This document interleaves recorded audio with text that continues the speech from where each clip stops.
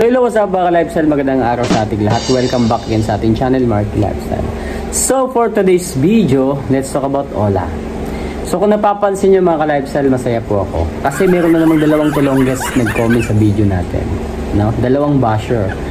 Actually guys, hindi na bago yan. Marami na akong mga negative comment na nare-receive sa mga comment section ng mga videos natin. Ano? Pero this time, papatulan na naman natin to. Kasi medyo nakakainit lang talaga ng ulo, no?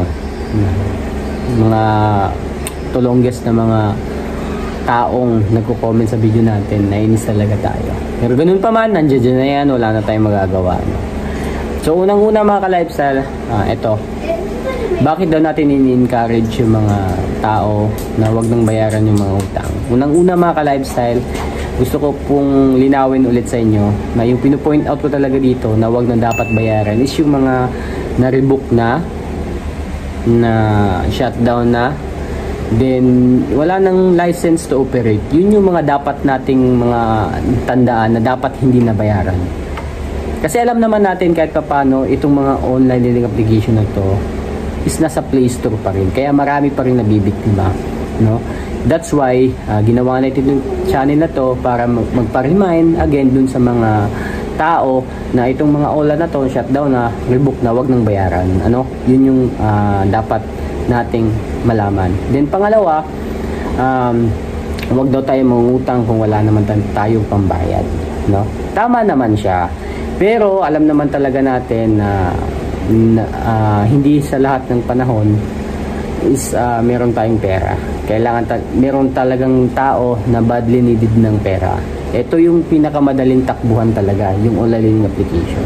Pero sa hindi inaasahan na sitwasyon, nagkakaproblema, nagjuju ng 5 to 6 days, hindi na kagad nababayaran. Pero wala naman intensyon yung iba na takbuhan talaga totally.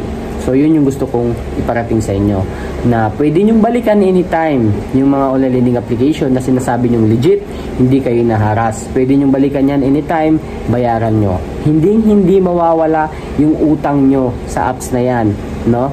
Kahit mamatay na kayo, tumanda na kayo, nandiyan pa rin yan.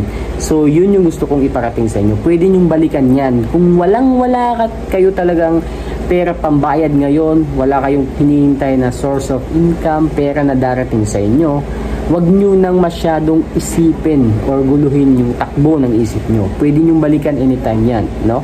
As long as active pa, nandyan pa yung SIM card nyo, no? So yun yung gusto kong i-point out mga ka-lifestyle, no?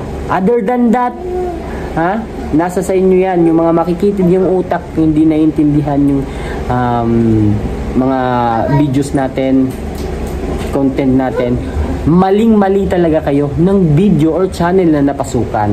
Doon kayo mag-comment sa mga nagpapanggap na biktima ng online lending application. Kasi actually real talk tayo, honestly speaking, no. Lehitimong biktima ng online lending application ako since nung nag-aaral pa ako. That's why merong sincerity, makaka-connect talaga kayo if nanonood kayo ng videos natin, no? Naintindihan nyo ba ako? Unlike dun sa mga nagpapanggap na biktima, walang sincerity yung mga videos. So yun yung pagkakaiba ng ibang mga channel. But ganun pa man, as long as nakakakuha pa rin kayo ng idea kung paano nyo i-handle yung stress about sa online lending application, go ahead, malaya kayo. Nasa democratic country po tayo, no? Malaya tayong manood, umunawa, mag-research sa ibang mga channel, no? Again, kung gusto nyo talaga ng lehitimong opinion na galing po talaga sa lehitimong biktima, dito sa channel ko. So again, sa mga pumapasok na mga bashers dyan, nanonood ng mga videos natin, mali po talaga kayo ng napasukang video. Ngayon, kung agent kayo dati, nagko-comment kayo sa mga videos natin para kumuha ng simpatya ng tao, go ahead, malaya kayong parating yung mga gusto nyong iparating sa akin, no? Actually, nagbabasa po talaga ako ng mga comments, no? Maliit lang yung mga comments, konti lang. Bakit hindi natin babasahin, ano? So, yun lang mga ka-lifestyle, no? In the end of the day, nasa sa inyo talaga yan kung paano nyo i-handle yung stress. Ako, nag-guide lang ako, sinishare ko lang sa inyo yung mga experiences ko dati, no? When it comes sa online learning application. So, yun lang mga ka-lifestyle, oh. Again, protect your privacy, no? Huwag kayong gamit ng mga contacts nyo na kumbaga pribado talaga yung kanilang buhay, no? Huwag niyong gamitin sila. Actually, yung mga may katayuan sa gobyerno, teacher, basta huwag niyong gamitin contacts kasi kawawa po sila, and then sila po talaga yung may stress, tatawagan, titextan, and then yung mga sa Facebook natin, as much as possible, kung alam nyo nang magkakaproblema kayo sa online learning application, hindi nyo na kayang bayaran dahil sa sobrang taas ng interest, penalty, mag-unlock profile na kayo kagad para hindi na makakomment ng mga tulongges na mga agent na to sa mga friends list mo. Kasi once na hindi maka-message or maka-comment kasi naka-unlock yung ano mo, yung profile mo, dun talaga sa yung mga friends list mo, dapat maunahan mo na sila, no? Kasi i-add talaga nila yan, i-add nila yung mga friends list mo as a friend, no? Dun din sila magko-comment, din tatanungin kung kilala ka ba, ganyan yung style ngayon ng mga online learning application.